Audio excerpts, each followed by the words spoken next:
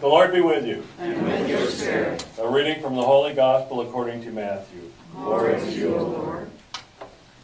When Jesus was born in Bethlehem of Judea, in the days of King Herod, behold, Magi from the east arrived in Jerusalem, saying, "Where is the newborn King of the Jews?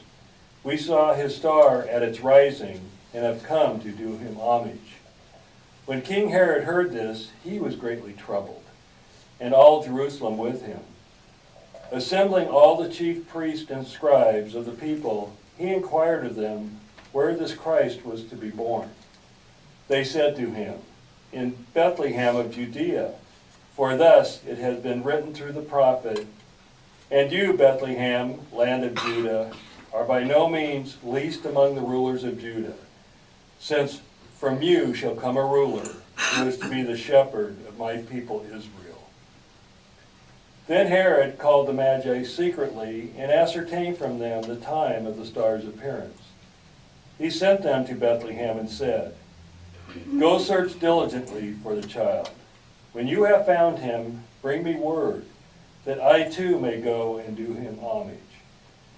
After their audience with the king, they set out. And behold, the star that they had seen at its rising preceded them, until it came and stopped over the place where the child was.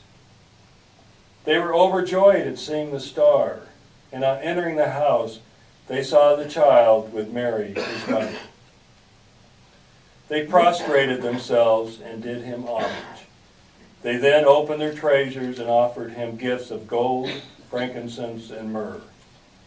And having been warned in a dream not to return to Herod, they departed for their country by another way. The Gospel of the Lord. Praise to you, Lord Jesus Christ.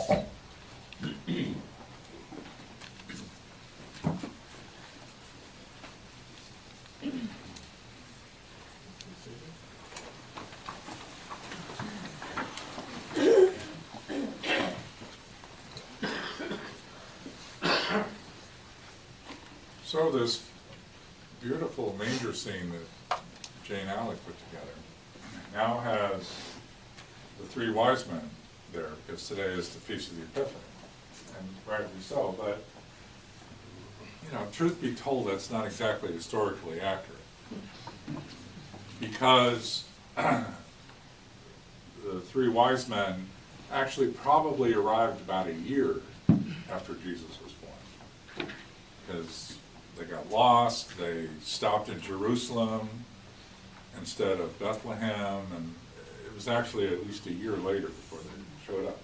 But still, we like to incorporate them in the nativity scene. Now, this would be an accurate scene if we know if there had been three wise women. They would have made it on time, because they would have stopped and asked for directions. And they would have helped deliver the baby and clean up the stable a little bit, brought a casserole, and certainly more practical gifts than myrrh. Come on, who needs myrrh? Myrrh, by the way, was used to embalm bodies. So that's, I'm sure, the last thing Jesus did. But it's the thought that counts. Okay, so, but we call them the wise men, not the smart men. The wise men. Because smart and wise don't necessarily go together. Just like crazy and intelligent don't necessarily go together, right? You can be severely mentally ill and brilliantly smart at the same time, right? Like, remember A Beautiful Mind? A schizophrenic man wins the Nobel Prize for mathematics or whatever. So things don't always pair. Like rich and happy. Oh, yes. I mean, I'd love to be able to have this problem. But rich and happy don't go together. Lottery winners don't commit suicide any less than other people and have miserable lives and go bankrupt and all that. Herod, the featured villain in the gospel today, that guy was very rich, and he accomplished a lot of great things. He built a harbor off off the coast there so Roman ships could land. He built the temple and some nice stuff. But he knew that everybody in Israel hated him. And for good reason. He betrayed his own people. He worked with the Romans. He taxed them unfairly. And he knew people hated him. So he, as a result, even though he was very rich, he was very unhappy because he was paranoid. He always thought people were going to try and kill him, poisoning his food or sneaking his palace and kill him. He was so paranoid about that that he executed 2 of his wives and 2 of his children, Oh, just to make sure they wouldn't kill him. jeez. So how happy could he have been living that kind of life where you're in that constant fear? So today, again, appropriately we call them the wise men, not the smart men, because there is a difference, and I'll tell you the difference. Who's the smartest person you can think of? Einstein. He's supposed to be the best, smartest guy ever, Albert Einstein. Well, did you know Albert Einstein never learned to drive a car? Yeah, he was so smart, but he never learned to drive a car. And as he started to get more famous, he was invited to give a lot of lectures, but he couldn't drive to get to the lectures. So Albert Einstein had a chauffeur named Bill. And Bill and Albert had this relationship that lasted many, many years because Bill wound up driving him everywhere. And one day, as they were driving along, Bill, the chauffeur, said to Albert Einstein, "You know, Professor, I've heard that same lecture on relativity so many times, I'll bet I could deliver it myself." And Albert Einstein was kind of amused by that comment. And he said, okay, let's try it. So when we get to this next lecture that we're going to right now, I'm going to give you my old coat, because people there, they don't know what I look like, they've just read about me. So I'm going to give you my old coat, and you're going to give me your chauffeur hat. And I'm going to sit in the back, and I'm going to watch you give the lecture. And the chauffeur said, "You're on." And that's what happened. And the chauffeur pulled it off. He got up and gave, word for word, the exact same lecture he had heard 100 times before by Albert Einstein. So they were both kind of chuckling about this, that they pulled this off, until right at the end of the lecture, the person at the university they were at, who was emceeing the event, got up and said, "Well, that was brilliant. Thank you, Dr. Einstein. We have a few more minutes for questions." Oops. So sure enough, one of the professors from the university there raised his hand and came up with the most obtuse, "Dr. Einstein, what if the coefficient of the relative this and that and the exponential vacuum," and just the most complicated physics question possible. And of course the chauffeur had no clue what he was even talking about. So he wasn't very smart, but he was wise, because his answer was, "Sir, I cannot believe you would ask me that question." The answer is so obvious. It is so simple. I can't believe you would even ask that question. It's such a stupid question. I'll bet even my chauffeur can answer that. Bill, come on up. I want you to answer that.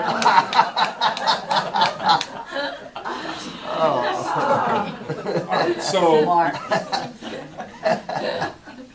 Einstein was certainly smart, but not necessarily wise. Bill, the chauffeur, was wise, because he knew not necessarily the correct answer, but the right answer. So wisdom and intelligence don't necessarily go together. They can, but they don't necessarily do it. The wise men were wise, not because they knew how to cross the desert and read stars and find the king of another country and all that.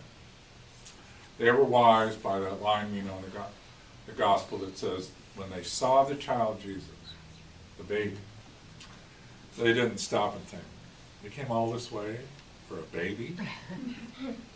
what can a baby do? How can a baby be a king? They didn't stop doing this because they immediately prostrated themselves.